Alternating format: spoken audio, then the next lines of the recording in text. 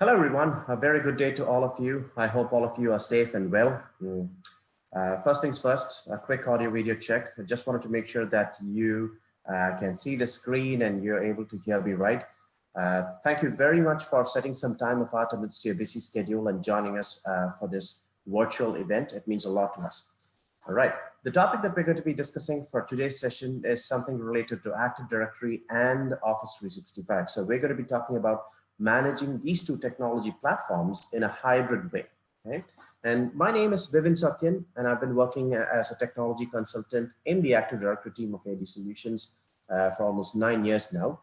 And in case you need any clarifications, you need any materials, you have any doubts pertaining to the topics that we are discussing, please feel free to drop in a message, or you can always drop an email to me, which is vivin.ks@manageengine.com, right? Okay, let me quickly share the agenda for today's session. We're going to be covering 4 topics, okay? Now, be it Active Directory or Office 365, the technology platform is common across the globe, right? So you have certain configurations, certain permissions, certain settings that are global, okay? Irrespective of whether you have a deployment in Australia or whether you have a deployment somewhere in the Middle East. Okay? So we are going to be talking about 4 topics when it comes to managing Active Directory the hybrid way. The first thing is we will start off with some basic reports that I want you to do in your infrastructure. You can be using PowerShell, you can be using another tool, or you can be using one of our tools, which I will be introducing to you in a short while, right? So the first thing is reports, and the second thing is standardization. So how do you bring in standardization? In the sense, when you create users, how do you ensure that no 2 users belonging to the same department have different access levels, right? How do you bring in standardization when you modify users, when you have to deprovision them, or when there's a change in department, or when there's a transfer? Okay? So bringing in standardization is kind of a challenge, especially when you're talking about a technology that's been there for almost 20 years. Okay, so there are a lot of manual entries that I see that are there in many Active Directory installations. So bringing in standardization is kind of important. And the third one is my favorite, okay, and that is automation. So how do you automate routine tasks in Active Directory or Office 365? Let me give you an example. Say, for instance, you are onboarding users. So you have 5 users joining your organization next Wednesday. So how do you provision their accounts in AD, in Exchange, in Office 365 with the right access levels and permissions? Okay? And how do you automate the process, not just onboarding, but also offboarding and managing them? Okay? And the last topic for the session is all about delegation, because Active Directory administration, or for that matter, Office 365 administration, is not just an administrator's task anymore. So you have your helpless technicians resetting passwords, managing licenses, unlocking accounts, and then you have your HR initiating the user provisioning process. So how do you delegate actions to other users in your infrastructure without actually delegating control or authority? So we're going to be talking about a least privileged delegation model, right? So these are the 4 topics. Please stay tuned. Now, we'll have to answer a very important question even before we get started with the session. And that question is, the platforms that we're talking about, be it Active Directory or O365, both are Microsoft platforms, yes?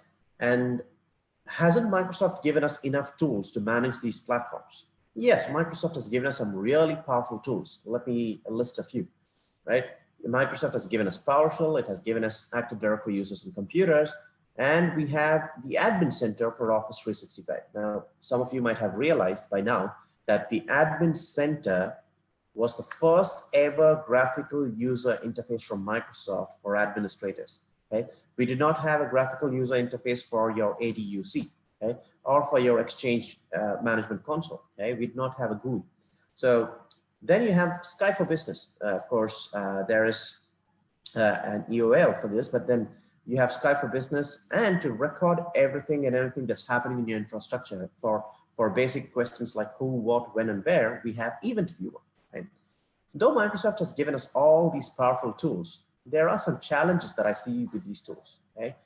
Don't get me wrong, I'm not trying to belittle PowerShell, or I'm not trying to belittle Microsoft. I mean, Microsoft has given us some wonderful technology platforms that we could benefit from. Okay, there's no two ways about it. But the problem is there are certain challenges that are still relevant. Okay? We are talking about a 20-year-old technology and the problems being still relevant. Okay? Number one is the confirmation messages aren't very helpful. Well, let me give you an example. Let's think of a user creation process. Okay, you want to create 5 users using PowerShell. Okay, all 5 of them belonging to different departments and different job roles. Let's assume. Okay, and this is a very common task that any administrator would have tried in Active Directory or Office 365. Now you run a script. Okay, you have an input and then you map it with the script and then you execute the script. Let's say 4 users get created perfectly fine. All the attributes are in place, all the licenses, permissions, everything is good. Okay, one user failed during creation. So let's say you were not able to create the 5th user. There was a failure for the 5th account. How many of you listening to this session are 100% confident that PowerShell is going to get back to you with the exact reason for failure of the 5th account? Okay. So you as administrators might you might agree with me when I say that PowerShell gets back to you saying that, well, creation failure, syntax error, but it does not tell you what the right syntax is. That's what I tell you. The confirmation messages aren't very helpful. This is just a basic example. You can apply this example for reporting, for automation, and also for any other script jobs that you might have to execute. Okay? And the second challenge that I see is when you have too many technology platforms, when you have Active Directory, you have Exchange, and then you have Sky for Business, and then you have Office 365. You have too many consoles to toggle between. Okay? And that itself gives you the challenge of consolidating information from these technology platforms. So just think about generating a report for a department of users, and the department has, let's say, 15 members. And you'll have to generate a report from all of these technology platforms individually and then consolidate them in order to get the complete insight of the department. Okay? So that's one thing that is still a challenge. So though we have multiple technology platforms, consolidating information becomes a bit of a trouble. And the third and the most important part of all is I told you that Active Directory management or O365 management is not just an administrator's task anymore, right? Because when you are delegating an action to your help desk or maybe to your HR, the learning curve involved and the time consumed in the process is not something that you can overlook, because they'll have to understand the technology first. We are talking about non-admin users, okay? So the learning curve involved in the process for them to adopt to these tools is not something that we can afford to overlook, because they still have to do things, and you'll have to ensure that you give them the right controls, not excess, not something that is that is not sufficient. You'll have to strike the right balance, but there still is a gray area somewhere. So we'll have to take into consideration all this, and we from ManageEngine thought about this problem almost 15 years ago, and we wanted to help administrators organize their on-prem as well as their cloud Active Directory. And that's when we introduced a tool called ADManager Plus in the market almost 15 years ago. Okay, let me give you a quick introduction about the tool. I understand that some of you who have joined us today for the session are new to ADManager Plus, so it's my responsibility to give you a quick overview of the tool and then jump into our actual session. Okay, so ADManager Plus is an Active Directory, Office 365, Exchange, management, reporting, and automation console. Okay, you heard me right. So one application is going to give you the capability of managing your on-prem technology platform, which is Active Directory, your cloud infrastructure, which is Office 365, and then you have Exchange. We'll be able to manage that. And if some of you might even be using G Suite, right? And you want accounts to be created and managed in G Suite. So we'll be able to do that as well. Not just that, the application also helps you get insights from all these technology platforms, because we have a dedicated reporting portal. And we have a delegation module, which will help you implement, let's say, the least privileged delegation model. Okay? And I told you that the application should also be capable of automating some routine tasks that you perform in your infrastructure. So we have a dedicated automation module as well. So all this put together is what is ADManager Plus. Okay. All right. I told you that we're going to be discussing about 4 topics. Let's start with topic number 1, insightful queries for every AD infrastructure. Okay. Now, these are some reports that in my experience that I've seen most of the administrators that I talk to across the globe have benefited from. So I wanted to share this piece of information with you. Okay. What is the first report that I want you as an administrator to generate in your infrastructure? Some of you might already be doing this, but for those of you who have not done this report before, I'm here to explain the importance of this report and why you should be doing it. Okay. The first thing that I want you to find out when it comes to Active Directory is who has access to your domain controllers. Okay. Now you might be wondering, what's the big deal? Well, I have my workstations, I have my servers, and then I have my domain controllers. Okay. Now, as the name indicates, the domain controller is something that is like a central repository for your entire organization. So if you have 5,000 employees or 50,000 employees, all the information pertaining to all those employees and other objects are right there in a domain controller. Okay. Now, if you look at Active Directory by default, there are 6 groups that give users the ability to log on to domain controllers. And I've listed the 6 groups right here. Enterprise administrators, domain administrators, backup operators, account operators, and print operators. These are the 6 groups. So if I add you as a member of any of these 6 groups, you get the ability to log on to a domain controller. Okay.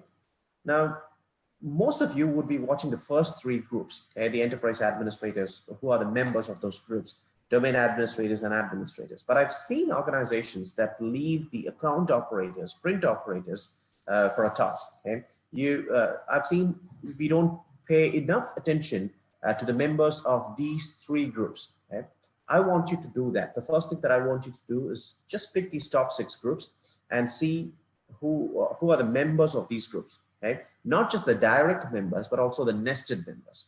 Now, what do I mean by the nested members? Well, let's say group A being, a user A being a member of group A, and group A is a member of group Y. Okay, you see that the connection between A and Y, that's what I call as group nesting. Okay, so you'll have to take into consideration the concept of group nesting as well. Now, you might ask me, what's the big deal? Why should I even be generating this report? Okay. For that, in order to prove the importance of the report, I'm just going to perform a small Active Directory hack experiment, okay, for which I have 2 targets. Target number 1 is I'm going to compromise the Active Directory database, which has all your user information and password hashes and all that, which is the ntds.dit file. And target number 2 is I'm going to compromise the system file. I'll tell you why we need these 2 files as we move, progress into the actual hack. And we'll have to notice something here. I'm doing this from an insider's perspective, assuming that you've already added me to the account operators group, which you are not monitoring, let's say. Okay, so the attack has to go undetected. Okay, number 2 is you should not be installing a third-party tool for this. Number 3 is you'll have to crack the accounts offline. Just because you're not installing a third-party tool, that actually nullifies the possibility of you performing an online attack. So you'll have to copy those files and then move your landscape to an offline attack. Okay? So we're going to be talking about a small Active Directory hack experiments in order to understand the importance of who's being part of these groups. Okay? Let me quickly jump to my VM. This is my virtual box. Okay? Let's assume that you've already added me to the account operators group. When you add me to the account operators group, I get access to a domain controller. This is a domain controller. This is a Server 2012 R2 box. And when you log on to a domain controller, you also get access to something like command prompt. Okay? Now, these are basic utilities that any administrator or any technician would get their hands on when you add them to those groups that I just mentioned. Right? Now, if you're not paying enough attention to the group members or who's a part of those groups and they are nesting, I'll tell you that this could be catastrophic. Okay? I'm not here to scare you. I'm just here to give you the facts. I told you that we're not going to be installing a third-party tool, and we have 2 targets for our attack. Okay, let me introduce you to those 2 targets. Right now, when you log on to a domain controller and you go to C drive Windows NTDS folder. Inside the NTDS folder, you have something called ntds.dir. All of you know what this is, right? This is the Active Directory database. Now, what does this file have? Well, this file has information about your users. If you have 10,000 employees, we have information all about all the 10,000 employees. And this file also has something very interesting for a hacker, which is this file has password hashes of all your users. So if your password is, let's say, ManageEngine at 1234, if that's your password, the hash of that password is stored right there in this file. Okay, so the contents of this file are encrypted. So in order to unlock whatever is in the file, you need a key to unlock this file. Okay? The key to unlocking this file is present in a different location, of course, on the same domain controller. So when you go to C drive, Windows, System32, config, and then you have the system file. Okay. Now, to make it simple, this system file is the key to unlock whatever is there in the ntds.dit file. Okay. So we need these two files, the system file and your Active Directory database. But the problem is, just because you have access to a domain controller and you get to this location, you'll not be able to just do a right-click copy-paste operation. Okay, I'll show you. So I do a right-click, I hit copy. Okay, now I'm trying to paste this file on my desktop. Okay, so this is the desktop. I want this file here. So when you try to paste this file, you get a file in use error message. That's obvious, right? You're talking about an Active Directory database that's still in use, and you'll not be able to copy paste that. Okay? No matter how many times you try, no. Now, the only thing that you'll have to do is you'll have to take the server offline. By doing so, that action will raise an alarm to a group of technicians, and they will know that the server is down. Okay? So how do you perform this action without installing a third-party utility, without getting detected? Okay? Well, there you go. Another basic tool that you can play with, the command prompt. Now, inside the command prompt, we have this utility called VSSadmin. Okay? This is a built-in Microsoft utility. Let me tell you what this utility does. This takes a shadow copy of any volume that you want, be it the C drive or the D drive or E drive, F drive, whatever it is. Whatever is there in the server, if you want a shadow copy of that, please use VSSadmin. Okay? I'm going to show you how to copy the Active Directory database while the server is on, okay, using the VSSadmin. Okay? So just watch the screen for a quick second here. So VSSadmin, and then the command is create shadow for the entire C drive. Okay, right. So I'm copying the entire C drive here. So it says successfully created shadow copy for the entire C drive. Now, only when I have the shadow copy of the entire C drive, I'll be able to copy the Active Directory database and the system file that is in the C drive. Okay, so first you need to copy the C drive, take a shadow copy of C drive, and then drill down from there. So the next file is target number 1, the Active Directory database. So copy. Okay, so you'll have to replace C colon with a shadow copy volume name of C colon, which is right here. Okay, the one that I'm highlighting is the shadow copy volume name of C colon. Right? Okay, so copy C colon, and then you go to Windows. Inside the Windows folder, you have the NTDS folder, and there you have the ntds.dit file. Okay, now where do you want this file to be pasted? Well, now I've copied, I need to paste this file somewhere. So just for the sake of this demonstration, I'm going to paste it on my desktop so you can see. Okay, see users, I've logged in as Vivin, so Vivin-1438, and then you go to the desktop. Okay, now I just want you to watch the screen for a quick second. I just want you to watch this space precisely. Okay, so when you hit enter, okay, you get the Active Directory database getting pasted here. Now I can repeat the same operation and compromise the second file, which is nothing but a system file. Okay, now after I have these two files, I can probably send this as an attachment to my Gmail or Zoho mail or whatever it is, and then take it offline. Now after I take it offline, I need to crack whatever is there in this specific database, especially your password hashes, right? I've already done that because we are pressed for time, and the whole intent of this exercise is not to show you how to hack, but to show you the importance of the exercise. Okay, so what I'm going to do is I'm going to skip step number 2, which is extraction, and then I'm going to jump to step number 3, which is cracking the hashes. Okay. Now, after you extract the password hashes from the ntds.dit file, which is step number 2, the hashes would look something like this. Okay. So these are your password hashes. So let's say that your password is ManageEngine at 123. Okay. The hash of that password would look something like this. Okay. If your password is Zoho at 1234, yeah, you might have a hash something like this. Okay. So how do you reveal, or how do you actually crack these hashes and reveal the passwords? Because you as an attacker, you cannot just rely on these hashes. Okay. Of course, you can do various things with these hashes, but the whole intent is to know what the user passwords are. So do a Control-A, Control-C. You have tons of free password hash crackers out there on the net. Okay, so I'm going to be using one such free version, which is crackstation.net. You paste the hashes here. Okay, whatever you've copied, you confirm that you are not a robot, and you see the crack hashes. When you hit crack hashes and wait for a couple of seconds, there you have the password. Okay, so you have the hash, you have the algorithm that was used for hashing, and you have the actual user passwords. Okay, so you can see that there are different algorithms. So one algorithm was SHA1 and the other algorithm is MD5. Okay. Now the point that I'm trying to drive is, for all this to begin, you gave me access to a domain controller. That's it.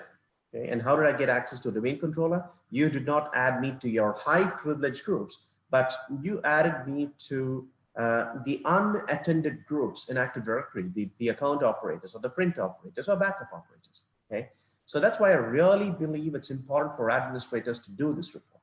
Okay, and I'm going to show you how ADManager Plus simplifies the task for you.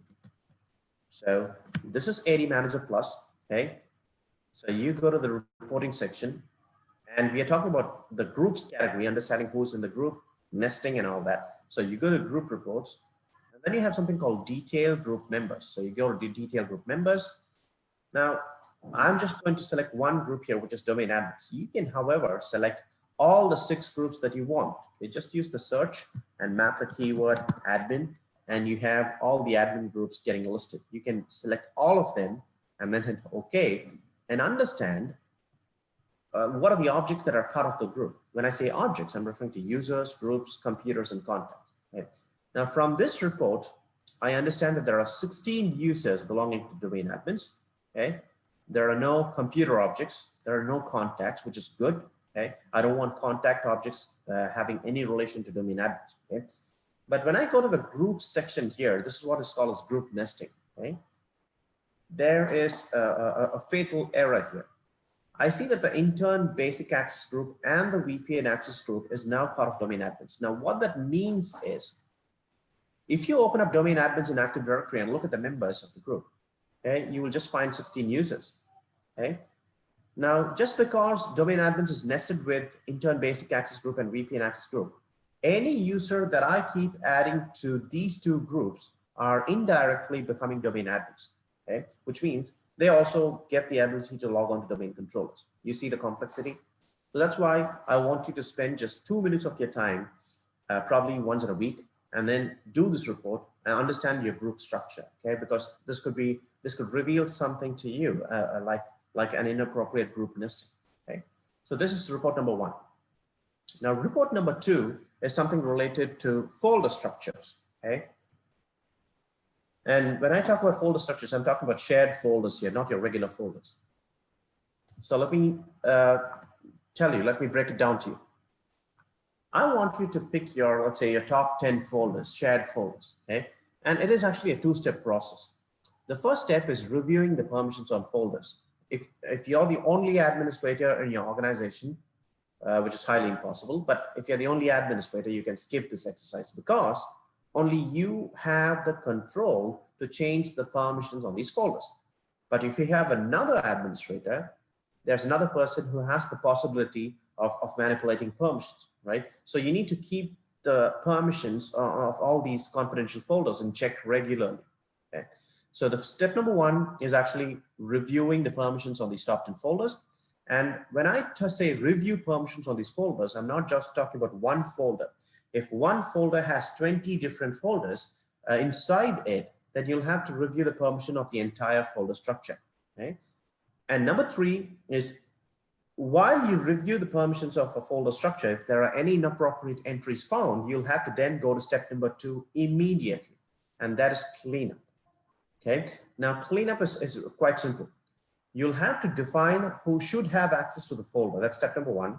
And step number 2 is you'll have to you'll have to wipe out the existing entries on that folder.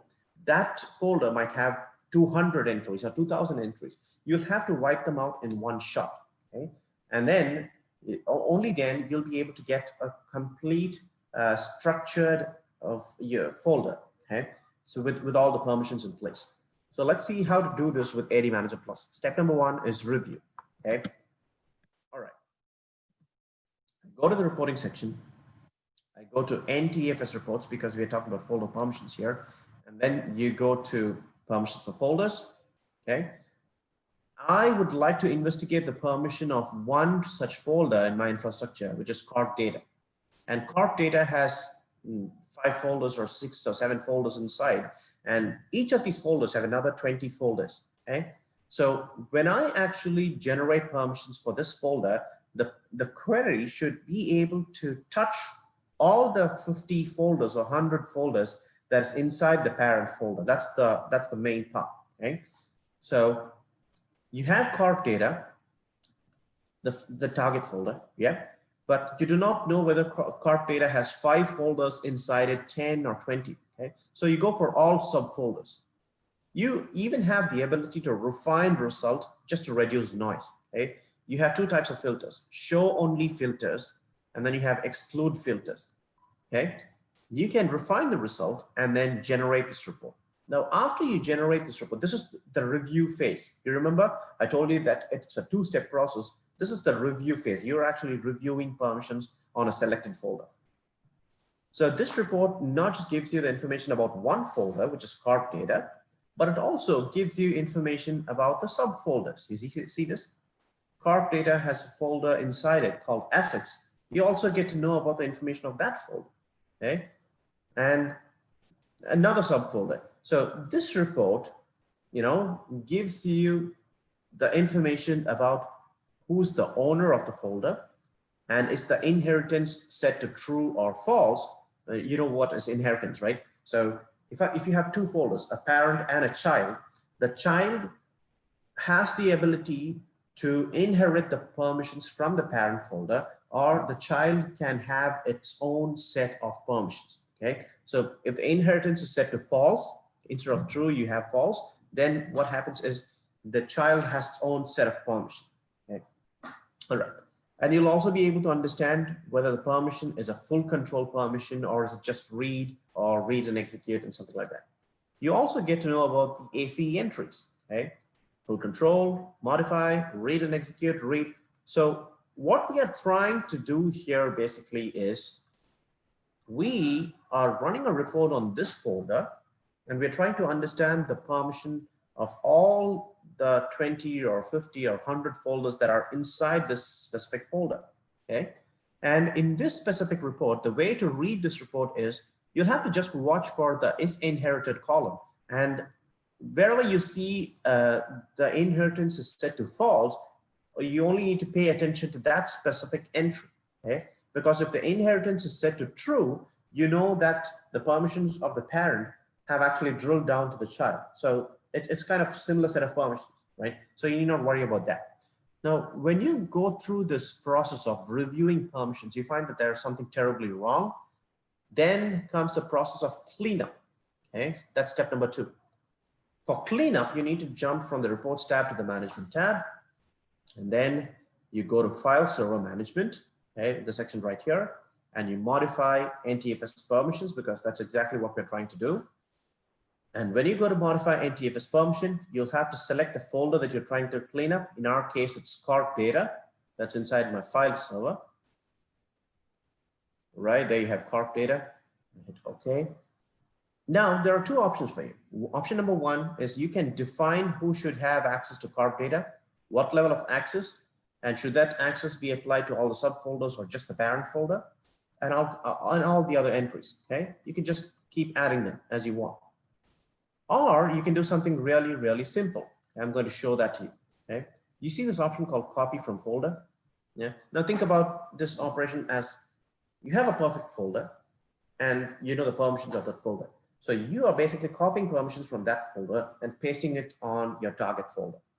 As simple as that, right? So you go to copy from folder, open up your file server. You have all the shares. You notice that I have cart data, and just below that I have its backup. So according to me, backup is a perfect folder. Okay, it is not messed up. So I am going to select the backup folder, okay, along with all its inherited permissions. Okay, and when you hit OK, you have basically pasted all the permissions on cart data. Okay, and the second checkbox right here, when you select the second checkbox, this does the complete whitewash for you. Okay. And whitewash literally means it wipes out everything that is there on the selected folder and then sets only the ones that are defined. As simple as that. And when you hit modify, you not just clean up one folder, you're cleaning up 20 or 30 or 40 or 50 folders in one shot. Okay. Now, this is how you should be managing permissions on folders effectively in a very uniform manner. Okay. So this is the second report that I wanted to share with you. The first report was for groups, and the second report was for managing permissions on shared folders. All right. Let's move on to the second topic. Okay, I have another 10 minutes with you, so let's. I'm going to be moving on to the next topic, and the next topic is effectual management of objects. Okay, now how do you maintain uniformity at the time of creating accounts or modifying accounts or deleting accounts? Because according to me, an object has to go through three phases. It has to be created, it has to be managed or modified, and when an employee leaves the organization, the object has to be deleted or disabled or deprovisioned. Okay, that's the life cycle of an object inside of AD or Exchange or Office 365. So how do you bring in standardization in all these three phases? Well, we have something called templates. Okay, so I'm going to show you how templates help you in bringing in standardization at the creation stage of things. Okay, I'm going to quickly open up a template for you, and I'm just going to show you three simple features. Okay, however, you can apply the same principle of template provisioning across all your objects. Okay, not just users, but also groups and also mailboxes and OUs and all that. Okay, so I go to the management tab. In the management tab, I have all the categories on the left, but we are focusing now only on the users. Okay, and I have something called user creation templates and modification templates. So I'm going to first start with the user creation templates and explain just three features to you. Okay? And I'm going to tell you how that helps you bring in standardization. Right? Now, you have some built-in templates and you have the templates that you create, the custom templates. Okay. So I have already created a template, and the name of the template is user creation -HR. From the name of it, you now realize that this template is going to be used by the HR. Okay, the administrator is going to design the template. The HR is going to use the template. Okay, so when I open up the template as an administrator, okay, now just by looking at the entire layout, you might have realized that there are certain things that are highlighted, certain fields and attributes are grayed out. Right? For example, you see that the general tab is highlighted, but the rest of the tabs are grayed out, right? Now in the general tab, you have the first name and last name highlighted, whereas the logon name is grayed out. There's a reason, and I'll tell you the reason, okay? Now, even before diving into the reasons of why this is grayed out, why this is highlighted, let me tell you something. This layout can help you create user accounts across your Exchange, Office 365, Active Directory, and also G Suite. So one template helping you provision accounts across multiple technology platforms is what we achieve. Okay. All right. The first feature. Why is the first name highlighted and why is logon name grayed out? I told you that this template is going to be used by my HR. Okay. So I don't want the HR to be able to see anything in this template other than first name, last name, and title. Okay. I just want the HR to be able to have a simple form while they create accounts. Okay. And I want the input to do some magic in the backend based on the logic that I define, and I want the accounts to be created. And how do you customize this template so that the HR sees something and the HR doesn't see certain other attributes? Well, that's feature number 1, which is enable drag and drop. You see this? The one that is in gold. So when you hit enable drag and drop, the entire layout becomes customizable. You can then define whether to modify a field or whether to make a field hidden from the HR's view, or whether to delete a field, okay? Or if you want to include a field, something like web page, just drag and drop it, okay? So this is as simple as that. So the enable drag and drop is completely for customization, okay? Now you have the account tab. I'm just jumping to the next tab. So when you have the account tab, what I've done here is I have hidden the entire tab from the HR's view, whereas I've already defined the attributes. I've defined the group membership, I've defined the password for users, common password, the account expiry and all that, okay? But I've hidden the entire thing because I don't feel that my HR should be really seeing all this, okay? And the same holds good for Exchange and remote mailbox and other attributes. I don't want the HR to be able to see any of this, but I want the values to be carried for account creation, okay? So after hiding the fields that I want using enable drag and drop, okay, then I come to a very interesting feature. Feature number 2 is creation rules, okay? Now when I hit creation rules, it's very simple, okay? Now think of a department, let's say IT. IT has various job roles, okay? IT has technicians, it has server administrators, database administrators, it has enterprise administrators and all that. So we have different job roles in one single department. So how do you use one template to provision accounts belonging to multiple job roles? That's when the creation rules come into picture, okay?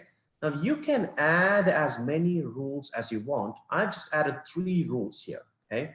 And I'm going to explain those rules and the logic behind those rules. Now, rule number 1 is for the IT administrator. If the account that is created is an IT administrator's account, okay? When you expand this rule, every rule is triggered based on a condition. So the condition for the IT administrator is, if the title is IT admin, then I want certain values to be auto-populated for that specific account. Whereas if the title is going to be IT technician, right? The condition is IT technician, then I want certain other values to be populated. So depending on the job role as a condition, you will be able to provision accounts and the right access levels. So this is what I was referring to, bringing in standardization and uniformity, okay? So this is feature number 2. And feature number 3 is copy user attributes, which is quite simple and self-explanatory. Let's say you're trying to build a template for the IT team, okay? You already have an IT user with the exact properties that you want. So in order to save time, you just go to copy user attributes, okay? You select the IT user, okay? Let's say you select Aaron Smith, and you select the attributes of that specific user that you want to be included in this template, okay? It's basically like copying properties from one user and using it in the template, making the process a lot more easy, okay? So these are the 3 features that we have that will make the process of user provisioning a lot more easier, okay? Now this is just one piece of ADManager Plus. Now you might have an immediate question. So whenever I talk about templates, one thing that I get asked about is the ability of ADManager Plus to integrate with other business applications. Can this provisioning be triggered from another business application like a HR tool, like a SQL database or an Oracle database? The answer is yes. ADManager Plus can extend its provisioning functionality, deprovisioning functionality, the template functionality to other business applications like Altipro, Service Desk, ServiceNow, Zoho People, Workday, and a lot more, okay? So you just give us the input. Let's say the first name, last name, and title of the user, okay? And we will be able to provision accounts for you across multiple technology platforms, okay? I'm just going to show you how the user interface changes after the integration, okay? Now, Service Desk Plus is a help desk offering from ManageEngine. Okay. Now, after you integrate ADManager Plus with Service Desk, your service desk technicians, when they log in to raise a ticket for new hire or whatever it is, they get additional Active Directory and Office 365 operations. I mean, management operations. Okay. Now, let's say you're using another tool. Let's say you're not using Service Desk, you're using ServiceNow. So after your ServiceNow integrates with ADManager Plus, your ServiceNow technicians get additional Active Directory and O365 operations. Okay. And I told you that it's not just the applications, but ADManager Plus can also integrate with databases like SQL and Oracle. I'm just going to give you a small example. Let's say the HR logs into the computer, opens up the HR tool because you have a new hire who's joining your company. The HR fills all the information. Let's say the HR fills the first name, last name of the employee and title and department using a simple form. And the HR hits submit. And the form lands to a backend SQL or Oracle database, okay, with all the information, user information.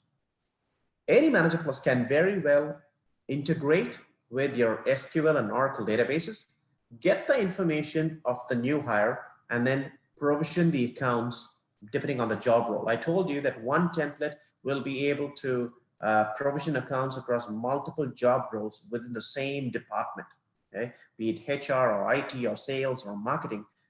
Depending on the job roles, you will be able to give users access controls or permissions. All right, the third topic. So the first topic was all about reports. The second topic was about bringing in standardization using templates and the ability to integrate with other business applications. The third topic that we're going to be discussing is about automation. Okay. Now, what you're seeing on the screen right now is, according to me, automation in theory. Okay. Now, automation in theory is flawless.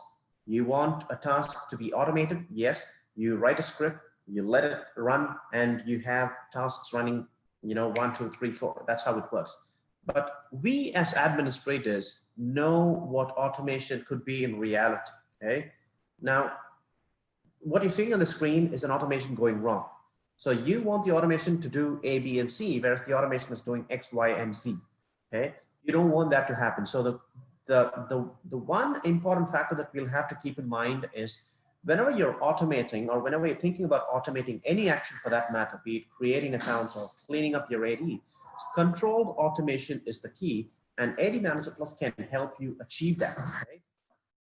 It can even help you clean up your AD and Office 365 infrastructure, like users that have not logged in for more than 180 days, computers that have not authenticated for more than 6 months, groups without any members, and unused GPUs, and a lot more. Okay, so I'm just going to show you how ADManager Plus is going to bring in the concept of controlled automation. Right. So you go to the automation tab, and let's say you want to automate the process of user provisioning. So what you do here is, in the automation, you go to create a new automation. Okay, and you have 4 categories of automation: user, computer, group, and contact. So let's say you want to create users. So create users, you're trying to create users for the IT department. So you have a template for that, users-IT. And then the input can be a CSV file. It could be an input from a SQL Oracle database, or it could be an application like Zoho People, okay, the HRMS software. And when do you want the automation to run? Well, I want the automation to run on a daily basis, let's say at 8 o'clock in the morning. Okay, so 8 in the morning, I want this automation to run, and then look at Zoho People, see whether there are new users included. If yes, and just look at the conditions, use the template, provision the account. Okay, I told you that you should have the ability to control an automation, be it creating or disabling or deleting. This checkbox right here does the trick for you.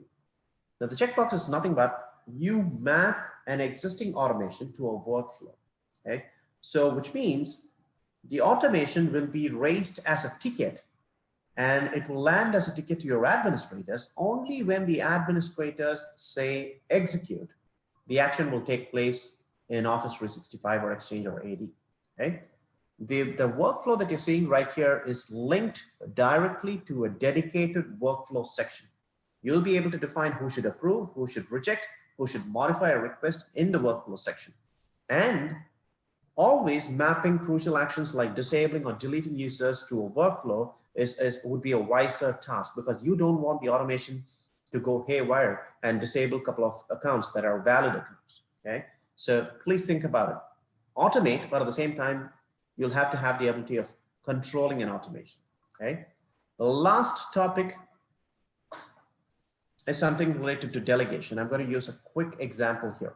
I told you that when I talk about delegation, I'm going to share with you the secrets of a zero delegation model. Okay, and I'm going to show you how ADManager Plus achieves that. So you have this user called the HR user. Let me, okay, you have this user. Okay, the name of the user is HR. And if you look at the properties, especially the group of this user, it's just domain users. Okay, now you know domain users is a default group in Active Directory. And if you're a member of the domain users group, you'll not be able to create accounts, delete accounts, or modify accounts. Okay, you can just log in and do regular employee operations. But I want this HR to be able to create accounts, at least initiate the process of creation. But I'm not willing to give this user the access to a server, or I don't want this user to be, to be added to a privileged group. Okay, so how do you implement a least privileged delegation model for the HR to be able to create accounts? Well, what I've done here is inside of ADManager Plus, if you go to the delegation tab, you have something called help desk roles. Okay, the roles are nothing but actions that you can delegate to other users in your infrastructure. Okay, and if you open up the role that I've just created for the HR, you will be able to see that a role consists of a bunch of checkboxes here. Okay, none of these checkboxes are selected. So nothing for reports, nothing for administration, Office 365 or backup, everything is unchecked. Okay, but if you go to management and if you go to user management here, I have just one checkbox enabled in the role, and that is creating a single user. Okay, so this is what I call as role mapping. You create a role with the exact permission that you want to delegate to the user. Okay, and then after adding the role, you should actually add the technician to be part of ADManager Plus. I've already done that. So you see that the HR is added, that the HR belongs to V Corp OU, and the HR will be able to create accounts in all OUs. If you want to restrict them to certain OUs, you can even do that using the selection or OU selection window here. And I've already mapped the role. The role just has one option, which is creating one user at a time. Okay. And just because this is creation, the HR should be using a template, right? So I have 50 templates. I don't want the HR to be using all of the 50 templates, because the configurations that I want for the IT department are exactly in one template. So how do you restrict 50 templates for these users and for this user and make sure that the HR has access only to one template? Well, you go to assign templates. Out of all the templates that you have, okay, you just have selected one template. And how do you prevent the HR from switching to another template? Well, you see this green check sign here, a green tick. That is setting a template as default so that they'll not be able to choose a different template. Okay. Now, what I'm about to do is I'm going to sign out. I've logged in as the admin. Now I'm going to sign out. Okay. And I'm going to log in as the HR. Okay. Right? So I've typed in the Windows username and password, the Windows credential of the HR. Okay. So just to make sure that it's not an application authentication, it's a domain authentication. So these are the actual Windows credentials. So when I hit login, okay, I log into ADManager Plus. I'm not logging to a server. I'm not added to a special group. I just log into ADManager Plus because the administrator has mapped a role for me. Okay. You see that I don't have any other tabs getting listed or any other options except one single option here. And when you go to create a single user, okay, so the first thing that I see is I have the ability to choose templates. The HR, let's say, well, let's try and choose a different template. I don't want the template user creation -HR. okay? And I just hit the drop down. I'm still logged in as the HR and I'm trying to switch templates. Well, I'm restricted because my administrator has set this template as default, okay? So what can I do? Can I provision an account in AD Exchange and Office 365 with just 3 attributes, but not even typing in the password? The answer is yes, and I'm going to show it to you, okay? Let's say Greece admin, okay? I'm just giving it a random name, okay? Now the title that I'm going to select for the account is IT admin. So you have a variety of titles. So for every title that you select, the template is configured in such a way to populate values according to the job title. And I've already told you that a template can do that. Okay. So now I'm going to select the title as IT administrator and I hit create. Okay.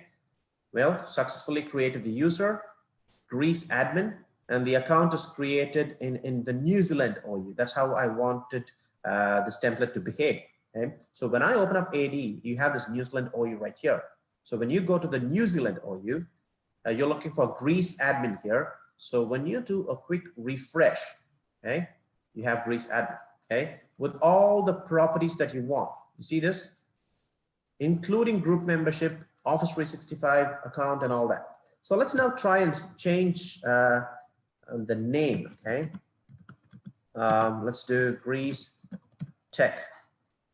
And now I'm changing the title. So it's the same template. I've not changed the template, the same template, but I'm selecting a different title here, okay? Now I'm going to create an IT technician account and then I hit create, okay? It says successfully created the user, Greece Tech. Again, the account is created in the New Zealand OU. So if I go to the New Zealand OU here and I do a quick refresh, Greece Tech is right here, okay? But the difference is the same template will help you create accounts in different job roles. So when you open up the technician's account and when you go to group membership, you don't have any administrators group right here, okay? Now, if you're wondering, are these actions audited? Because when a technician does something, the administrator should have the ability to audit these actions, right? Well, the application helps you to audit these actions. And I'm going to show you just that, the last part of my session, okay? So I log in as the administrator. Okay, now my HR has created 2 accounts, Greece admin and Greece Tech. Okay, so if I go to the delegation tab and I go to the audit report section, I will be able to select a specific technician and look at the actions that they have done. I'm going to select the HR and I want the actions performed by my HR in the last 60 minutes brought to my notice. Okay, you see that the HR has created 2 accounts and you see that the action time right here, and you'll also be able to see the name of the account, okay? Greece admin and Greece Tech. And if you want to have a look at the properties of the account that were created, you just go to details and you have the complete properties of the account that was created. Now that's how powerful this tool can be. This tool can help you manage, report, delegate, and automate things across multiple technology platforms. So think about it. The name of the application is ADManager Plus, and ADManager Plus, you know, is just one single module of a broader suite called AD360. Okay, so AD360 is an IAM suite of ManageEngine, and ADManager Plus is one module amongst all the modules that you have. So I hope you found the sessions informative. Thank you very much for your time and patience. All of you take care and stay safe.